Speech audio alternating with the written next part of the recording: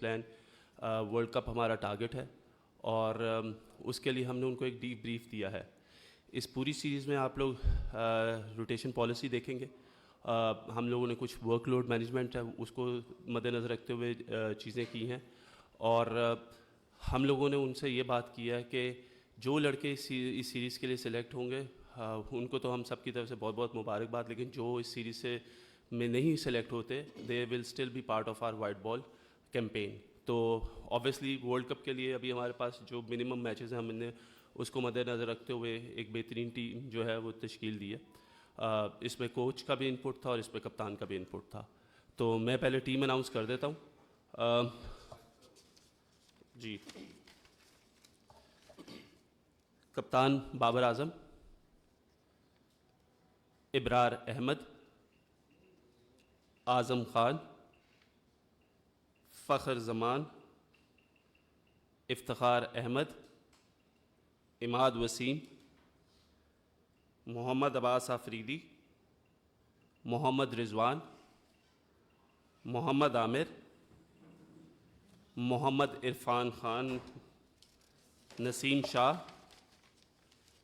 Sam Ayub, Shadab Khan, Shaheen Shah Afridi, Usama Mir, Usman Khan, ज़मान खान। इसके साथ हम लोगों ने 5 रिज़र्व्स भी रख लें, लेकिन वो नॉन ट्रैवलिंग रिज़र्व्स होंगे। Hasibullah, Mohammad Ali, Wasim junior, साहिबज़ादा Farhan, Salman Ali Agha. Going forward Aamir और इमाद के ऊपर ये था कि उन्होंने अपने आप को अवेलेबल किया था for the selection and I think ये मद्देनज़र रखते हुए कि हारिस रऊफ़ जो है वो इस सीरीज़ में अवेलेबल नहीं होंगे। वो मोस्ट प्रॉबेबली जो डॉक्टर से हमारी बात हुई है will get fitter by the England series. तो वी नीड सम एक्सपीरियंस और नवाज़ की जो फॉर्म इतनी अच्छी नहीं थी तो obviously Imad Wasim comes as automatic choice. तो अब मैं यूसुफ भाई को माइक देता हूँ और उसके बाद आप जो सवाल करना चाहें पूरी सिलेक्शन कमेटी उसके लिए हाजिर है। Thank you. बिस्मिल्लाहिर्रहमानिर्रहीम, अस्सलाम वालेकुम। आपके क्वेश्चन के सब जवाब देंगे, लेकिन मैं 2 प्लेयर्स को मुबारकबाद दूंगा। एक तो उस्मान खान है और एक इरफानुल्लाह नियाज़ी। दोनों यंगस्टर हैं, दोनों ने अच्छा परफॉर्म किया है जिसकी वजह से उनकी सिलेक्शन हुई है और ये एक अच्छी चीज़ है। कोई यंगस्टर परफॉर्म करता है उनको आप मौका देते हैं पाकिस्तान के लिए खेलने के लिए और दूसरे लोगों के लिए भी इंस्पायरेशन होती है कि वो और मेहनत करेंगे ताकि उनको नज़र आए कि जो परफॉर्म करता है उनको पाकिस्तान खेलने का मौका मिलता है। तो मैं एक दफ़ा फिर उन दोनों को मुबारकबाद दूंगा और मैं विश करूँगा उनको कि दोनों इतना अच्छा खेलें कि पाकिस्तान को बहुत फ़ायदा हो उनसे। सेशन स्टार्ट करेंगे प्लीज़। सुहेल इमरान, रफ़ीक खान एंड याकूब साहब। वहाब जी, जिस तरह खिलाड़ी आपने चुनाव किया है इनका, ये हम समझ सकते हैं कि आगे जो वर्ल्ड कप आ रहा है उसके लिए आपने 1 मई तक के नाम भी देने हैं, 25 उसकी लास्ट डेट भी होगी रद्दबदल के लिए, तो ये न्यूक्लियस जो होगा ये लगभग यही होगा या इसके बाद भी आप सोच समझ सकते हैं कि जी इससे बाहर भी लड़के आ सकते हैं? देखिए, हम लोगों ने 17 का स्क्वाड अनाउंस किया और ऑब्वियसली साथ हमने 5 रिजर्व्स किए। तो इसका मतलब ये है कि ये 20 से 22 लड़के हैं जिनके ऊपर हम पूरा इन्हिसार कर रहे हैं कि वर्ल्ड कप तक जो वर्ल्ड कप की कैंपेन है ये 25 मई को जो हमें नाम देने हैं उससे पहले वी विल इंशाल्लाह फाइनलाइज कि कौन से लड़के जो पाकिस्तान वर्ल्ड कप स्क्वाड का हिस्सा होंगे। वहाब साहब, अस्सलाम वालेकुम। पहले तो मुबारक हो कि आप सिलेक्टर भी हैं और सीनियर मैनेजर भी बन गए हैं। तो ये बताइएगा कि आप मैनेजर हमेशा टीम में एक हुआ करता था जिसका काम था मैनेज करना टीम को, तो क्या आप बता सकते हैं कि आपको इसलिए शामिल किया गया है कि आप खिलाड़ियों को ऑब्जर्व भी करेंगे? तो बेहतर नहीं था कि आप सीनियर मैनेजर की बजाय आप ऑब्जर्वर का नाम शामिल करवाते? एक दूसरा, रज़ाक साहब, मेरा आपसे क्वेश्चन ये है कि ये क्या आप नहीं समझते कि पाकिस्तान क्रिकेट बोर्ड जो है जब भी हुकूमतें चेंज होती हैं, जो हालात चेंज होते हैं, पूरा तिया पांचा हो जाता है? तो क्या आप दूसरे ममालिक में वर्ल्ड कप के लिए 18-19 खिलाड़ियों की लाइनअप तैयार कर ली है उन लोगों ने? क्या आप नहीं समझते कि खुदा न खास्ता अगर हुकूमत चेंज हो तो आप लोग दूसरे लोग आपकी जगह पे बैठे होंगे, तो ये पाकिस्तान में लैक नहीं है इस किस्म का? बड़ा अच्छा सवाल किया तुसी। हुकूमत चेंज होंदियां ने, सारी चीज़ चेंज होंदी, पर मीडिया चेंज नहीं होंदी। मीडिया सेम की सेम ही है।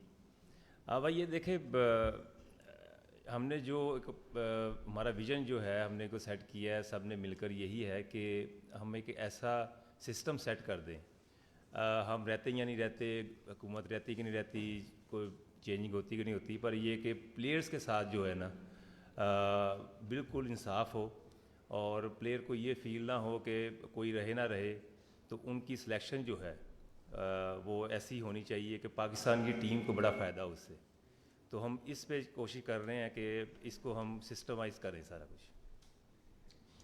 आपके सवाल का जवाब देते हुए कि एज अ सेलेक्टर और उसके बाद सीनियर मैनेजर, थोड़ा सा रिमाइंड करवा देते कि जब चेयरमैन मोहसिन नकवी साहब ने प्रेस कॉन्फ्रेंस की थी और अपनी सिलेक्शन कमेटी की अनाउंसमेंट की थी, तो उन्होंने ये कहा था कि मैं इन सब जो हमारा पैनल है उसको एडिशनल ज़िम्मेदारियाँ भी दूँगा। तो ये ज़िम्मेदारी उसमें से एक ज़िम्मेदारी।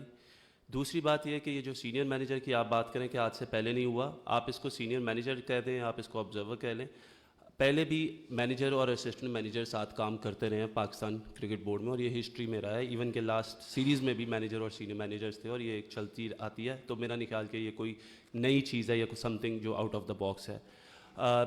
आपको सवाल को आगे लेके जाते हुए, obviously as a senior manager obviously I will look into the management side as well, but at the same time I will also oversee the rotation policy, the implementation of plans, बच्चों के साथ लड़कों के साथ रहना, उनके workloads को observe करना।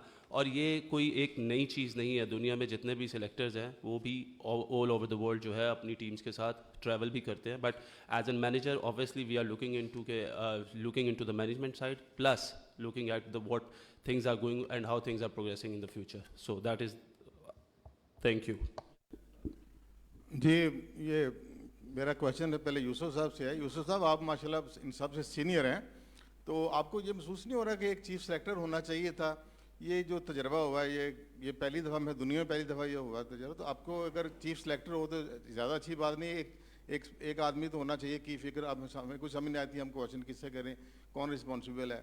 और दूसरी बात ये है कि ये जो आपने जो डिसीजन लिया, एक दूसरी बात ये है कि आपकी कमेटी में माशाल्लाह 5 लड़के जो है ना, वो 5 मेंबर जो है ना वो लाहौर से हैं। तो आपको कमी नहीं महसूस हो रही कि हमारे पास लड़के कोई होना चाहिए था, कोई पेशावर से भी होना चाहिए था, कोयटा से जो होता रहा है। और दूसरा ये है कि ये उस्मान को भी डाला गया है और आमर को भी और इमाद को भी, सिर्फ एक PSL की परफॉर्मेंस पे डाला गया है। कई लड़के होंगे, अच्छे लड़के होंगे जो पूरा डोमेस्टिक खेले हैं, उनके ऊपर इनको एक टूर्नामेंट की बिना पर डाला गया, तो इसको भी ज़रा जस्टिफाई करें आप। अच्छा, पहले जो आपने बात की है कि सिलेक्टर्स एक होना चाहिए, चीफ सिलेक्टर पहले भी होता रहा है ये, और मेरा ख्याल इस बार जो बोर्ड ने डिसाइड किया है वो यही किया कि सब सिलेक्टर हैं और सब की पावर इक्वल है, सबका जो भी है डिसीजन होगा, लेकिन जो वोटिंग जिस तरफ ज़्यादा होगी वो डिसीजन होगा। तो मेरा ख्याल ये एक अच्छी चीज़ है। वाज का सिर्फ सारी चीज़ें आप चीफ सेलेक्टर के पास पावर चली जाती थी, फिर लोग उनसे क्वेश्चन करते थे। अच्छा, आप सबसे क्वेश्चन करें, सबसे पूछें हम सब की क्या सोच है, और मेरा ख्याल है कि हम सब की एक सोच है, एक पेज पर है। हम ऐसी टीम बनाना चाह रहे हैं जिसमें पाकिस्तान, हम लोग रहें या ना रहें, वो जहाँ भी खेलें, जैसी भी सिचुएशन हो, जैसी बॉलिंग हो, वो परफॉर्म करें। हम सब ये चाह रहे हैं और आप सब भी यही चाह रहे हैं, पूरा पाकिस्तान ये चाहता है कि पाकिस्तान अच्छा खेले, पाकिस्तान जीते। तो मेरे ख्याल है हम सब की सोच यही है, और इसमें मेरा ख्याल है कि ये एक नई चीज़ है, लेकिन अल्लाह करे ये अच्छा परफॉर्म करें और पाकिस्तान के लिए अच्छे नताइज प्रोड्यूस करें। लाहौर के में असद शफीक कराची से है और गैरी क्रिस्टन साउथ अफ्रीका से है। देखिए, ये मेरा डिसीजन तो है नहीं, और लेकिन ये ऐसी कोई बात नहीं है, सारे अच्छे क्रिकेटर हैं, इसमें कोई ऐसा बता दें कि जो डिज़र्व नहीं करता वो आप बता दें। नहीं, पाकिस्तान का मसला है, ये पाकिस्तान है हमारा, और पाकिस्तान में से ही लड़के लिए। अब्दुल रज़ाक आपके सामने एक best allrounder Pakistan ever produce, Asad Shafiq माशाल्लाह 80 टेस्ट मैच खेले और हर जगह परफॉर्म किया है। बहार आपके सामने सारी परफॉर्मेंसेस हैं, ये हमारे पास डाटा के बेस्ट हैं, और वो सारी चीज़ें आजकल डाटा बहुत ज़रूरी है। अगर ये लोग ना हो, आप हमें कैसे पता चलेगा कौन क्या कर रहा है?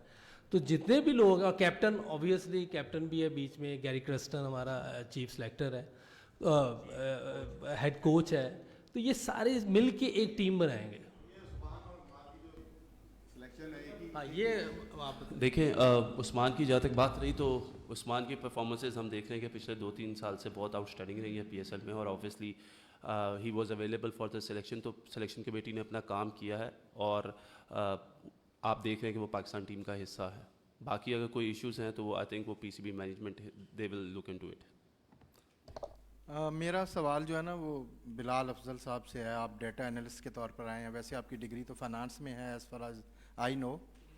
मुझे सिर्फ ये फरमाइए कि मोहम्मद आज़म खान जो हैं वो टीम का हिस्सा हैं, उनकी फ़िटनेस के ऊपर जो है वो क्वेश्चंस हैं, और इसी तरह जो है वो जो परफॉर्मेंसेस की जब बात हो रही है कि किन लोगों ने क्या परफॉर्म किया, तो आज़म खान जो है उनकी सिलेक्शन को आप कैसे जस्टिफाई करेंगे एज डेटा एनालिस्ट? पहले तो डाटा एनालिस्ट मेरी डिग्री जो है वो आई एम एन इंजीनियर। आप लोगों के ज़्यादातर जो डाटा एनालिस्ट रहे हैं, Hasan Cheema for example, all of them are engineers. इसके बाद मैं स्ट्रेटजी और फाइनेंस में काम किया हुआ है विच revolves around data. That's why data based decisions लेने का मेरा पूरा प्रोफेशनल करियर है। सेकेंडली, आज़म खान के लिए ये हम लोग जो भी डिसीजंस ले रहे हैं, the reason there is no chief selector is के कलेक्टिव विजडम के ऊपर हम लोग रिलाई करते हैं। जो हमारी डिबेट होती है वो एक बंद कमरे में होती है और एक यूनानिमस डिसीजन के साथ हम लोग बाहर निकलते हैं। आज़म खान जिस नंबर पे खेलता है, जो कोच और कैप्टन की स्ट्रैटेजी है, जो उसके स्टैट्स हैं, specially in on the pitches जहां हमने जाके खेलना है, वी थॉट के उसकी हमें we should give him a very fair chance leading up to the world cup, कि उसका कॉन्फिडेंस बिल्ड हो और वो जो है हमारे लिए वर्ल्ड कप जीत के लेके आए। अब भाई सिलेक्शन कमेटी ने जो कप्तान अनाउंस किया है बाबर आजम के, आपकी रजामंदी से बाबर आजम को दोबारा से कप्तान बनाया गया है, एक तो बताइएगा उनका टेन्योर क्या न्यूजीलैंड सीरीज़ के लिए है? दूसरा, अभी तक वाइस कैप्टन अनाउंस नहीं हुआ, वो कौन होगा? क्या माजी की तरह जिस तरह वाइस कैप्टन तो बना दिया जाता है, लेकिन जो कप्तान तब्दीली की बारी आती है तो किसी और को कप्तान बना दिया जाता है, तो वाइस कैप्टन क्या इस दफ़ा कप्तानी के लिए अवेलेबल भी होगा? और बाबर आजम का टेन्योर? देखिए बाबर आजम की जहाँ तक आपने बात की तो वो आपका वाइट बॉल कैप्टन है, ठीक है जी। जहाँ तक रही वाइस कैप्टन की बात तो ऑब्वियसली उसके ऊपर हमारी डिस्कशंस चल रही है। We want somebody to stand by Babar, और उसमें हम हर एक चीज़ को देखेंगे कि क्या चीज़ जो है वो टीम के बेनिफिट में है, तो फिर वो हम इंशाल्लाह लेटर अनाउंस करेंगे।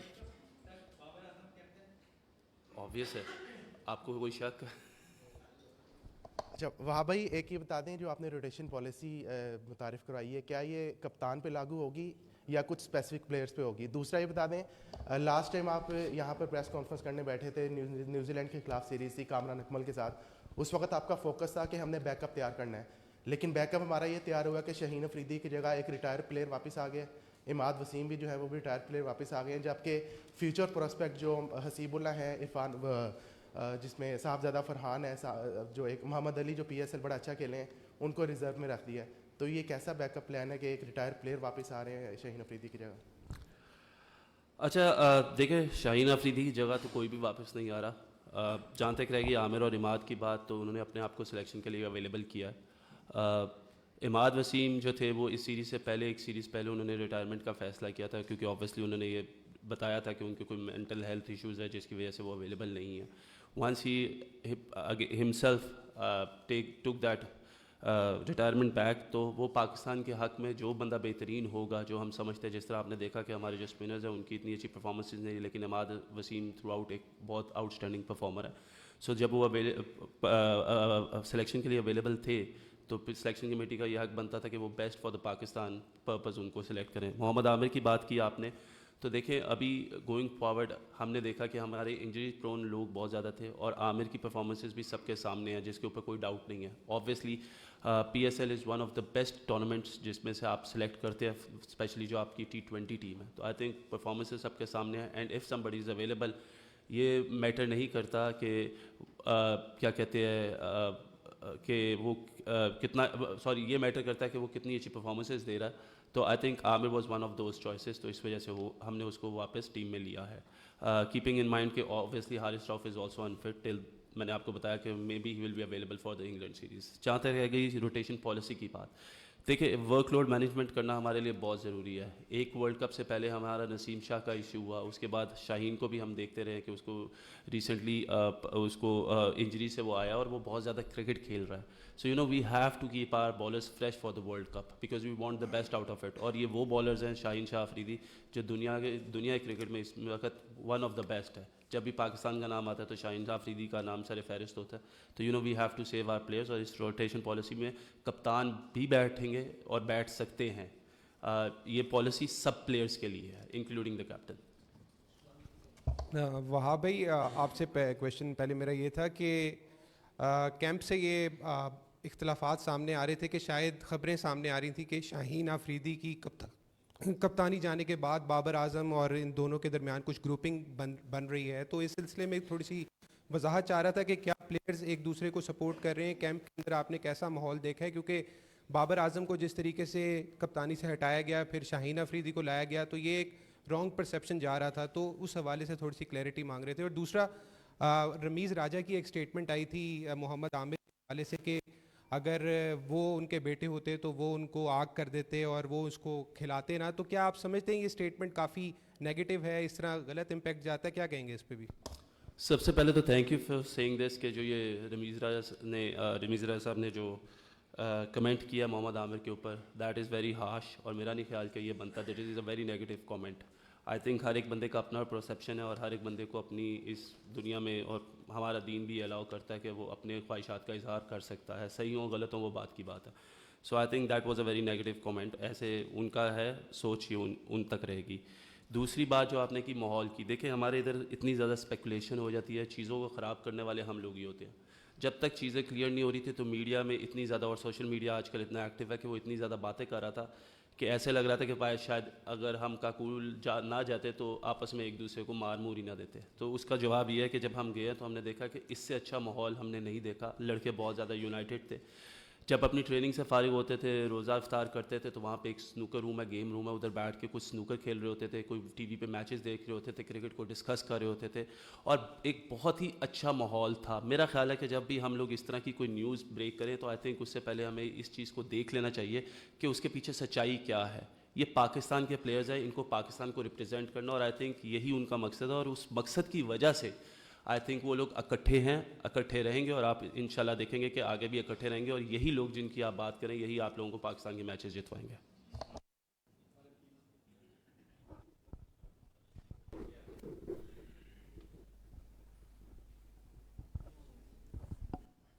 अस्सलाम वालेकुम। वहाँ मेरा आपसे और रज़ाक से क्वेश्चन है कि यहीं पे बैठे थे आप लगभग 3 माह पहले, आपने बताया था कि बाबर को क्यों हटाया और शाहीन को क्यों लाया गया। तो उस बीच में बाबर ने कहीं कैप्टनसी में बड़ा काम नहीं किया, लेकिन फिर बाबर आए, और रज़ाक ने सिर्फ 1 माह पहले बताया था कि अगर उनके पास इख्तियार होता तो बाबर वाइट बॉल के कप्तान ना होते, रेड के ज़रूर होते। तो ये अचानक चेंज कैसे आया? दोनों ने देना सर, दोनों को ही कहें। अच्छा जी, बाबर की पहले शाहीन की बात कर लेते हैं। हम लोगों ने ऑब्वियसली जब शाहीन कैप्टन नहीं रहे तो एक प्रेस रिलीज़ आई थी जिसमें हमने वर्कलोड मैनेजमेंट की बात की थी, और वो अभी हमने डिस्कस भी किया है इधर बैठ के कि he is one of our main strike bowlers and we want him really fresh. हमें ये लगा कि कहीं ना कहीं we want him free of mind to execute his skills and stuff. तो इस वजह से हमने शाहीन की वर्कलोड मैनेजमेंट को देखते हुए वी टुक दैट डिसीजन। जहाँ तक रह गई बाबर की बात, तो देखिए बाबर के बारे में जब हमने यहाँ पे कप्तान वर्ल्ड कप के लिए कप्तान हमने अनाउंस करना था, तो हम चाहते थे कि one of the most experience players हो और जिसने कप्तानी की हो, तो वो बाबर से अच्छी और कोई चॉइस थी नहीं। सो दैट्स वाई इतना बड़ा टूर्नामेंट है जिसमें आपने जाके खेलना है, तो इस वजह से बाबर आजम जो है वो एक तो one of the best players in the team, और he is the most experience captain. Obviously he hasn't won anything, there is always a room of improvement जिस पे हम स्टिल बिलीव करते हैं, और हमने बाबर से उसके बारे में बात भी की थी। तो आई बिलीव कि इंशाल्लाह चीज़ों में बेहतरी आएगी, उसको लेके चलेंगे सारे, और I think he himself is very optimistic कि ये वाला वर्ल्ड कप उसको जीतना है और पाकिस्तान को कोई ना कोई खुशी देनी है। Thank you.